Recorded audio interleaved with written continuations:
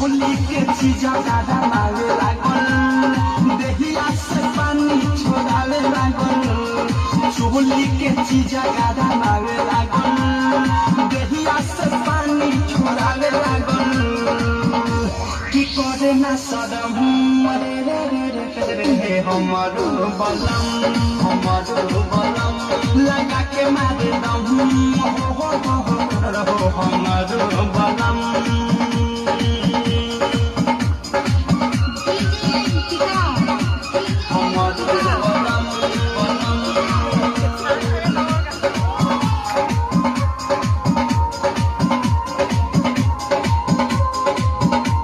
जब से हमारी बानी आवाना हो बुझले बापिया खेलावाना हो एको दिना पावना ही मारेला बुझे ना मनावा के भावना हो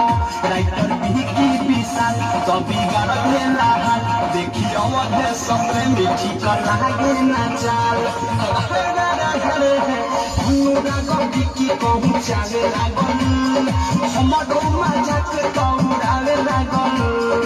अनुराग की पहुँचावे लागल हमारो होली के चीजा दादा मारे लागल देहिया से पानी छोड़ावे लागल चोली के चीजा दादा मारे लागल देहिया से पानी छोड़ावे लागल की करे ना सदम रे रे रे रे हमारो बलम लगा के मारे दम हो